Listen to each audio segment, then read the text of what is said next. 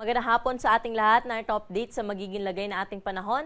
Intertropical Convergence Zone o ITCZ na nakaapekto ngayon sa bahagi ng Southern Mindanao pati na rin sa Palawan na kung saan ngayong gabi inaasahan natin na magdadala ito ng mga kalat-kalat na pag-ulan, mga pagkidlat at pagkulog lalo na nga po sa bahagi ng Palawan, Zamboanga Peninsula, Bangsamoro pati na rin sa Surigtan, Kudarat at sa Sarangani. Kaya doble ingat po sa ating mga kababayan dyan dahil posible po yung malakas na buhos ng pag-ulan. Kaya ingat po tayo sa posibilidad ng mga pagbaha at mga pagguho ng lupa.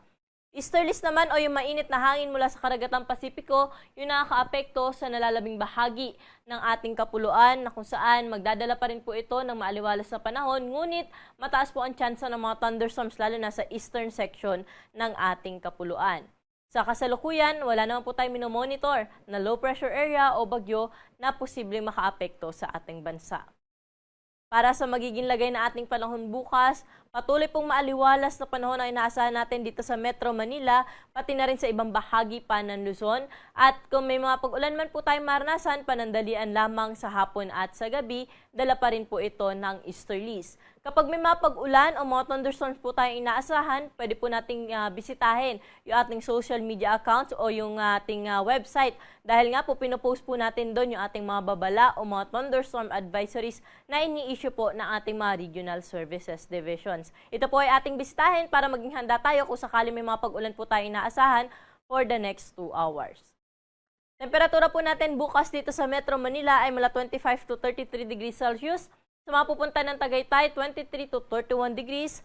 Sa Baguio City naman, 17 to 26 degrees Celsius.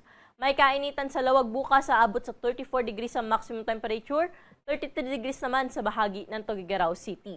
At sa Legazpi City naman, aabot sa 25 to 31 degrees Celsius. Dumako naman po tayo sa Puerto Princesa at sa Kalayaan Islands na kung saan nasa around 26 to 32 degrees ang agwat ng temperatura. Sa mga kababayan naman po natin sa Visayas at Mindanao, partikular na dito po sa may bahagi ng Basilan, Sulu, Tawi-Tawi, pati na rin sa Sultan Kudarat at Sarangani ay inaasahan pa rin po natin bukas ang maghapong maulap na kalangitan na may kalat-kalat na pag-ulan, mga pagkidlat at pagkulog. Ito ay dulot pa rin ng Intertropical Convergence Zone. Pero sa nalalabing bahagi ng Mindanao at sa buong bahagi po ng Kabisayaan ay generally fair weather o maaliwalas sa panahon po inaasahan bukas, mainit sa dakong tanghali at mataas yung tsansa ng mga thunderstorms sa hapon at sa gabi. Temperatura po natin bukas sa bahagi ng Iloilo pati na rin sa Metro Cebu ay nasa around 25 to 32 degrees Celsius. Sa Tacloban naman 25 to 31 degrees Celsius. Sa may Zamboanga at Metro Davao aabot sa 33 degrees ang maximum temperature bukas at 24 to 32 degrees naman sa may bahagi ng Cagayan de Oro. Sa mga kababayan naman po natin na maglalayag, wala tayong gale warning na nakataas sa anumang baybayin na ating karagatan. Ngunit pinag-iingat pa rin po natin yung ating mga kababayan na maglalayag sa may baybayin ng Northern Luzon area dahil posible pa rin po dyan yung moderate to rough na sea condition. Pero sa nalalabing baybayin po na ating karagatan ay magiging banayad hanggang sa tamtaman lamang ang mga pag-alon. Para mas ating 3-day weather outlook sa mga pangunahing syudad dito sa Luzon, partikular na po dito sa Kamaynilaan na kung saan for the next 3 days sinaasahan natin na mas iinit pa po yung ating panahon na kung saan ay sa tanghali, posible pong umabot sa 33 hanggang 34 degrees Celsius yung air temperature na ating inaasahan. At sa madaling araw naman, yung minimum temperature po natin ay nasa around 25 degrees Celsius. Sa Baguio City, fair weather condition din po inaasahan natin for the next 3 days maliban sa mga thunderstorms sa hapon at sa gabi. At sa Legazpi City, for the next 3 days o hanggang Biyernes ay maaliwala sa panahon na inaasahan natin. Ngunit dahil nga nasa eastern section na ating bansa itong Legazpi City ay mataas po yung tsansa ng mga thunderstorms po dyan sa hapon at sa gabi. Temperatura po natin sa bandang Legazpi ay nasa around 24 to 32 degrees Celsius.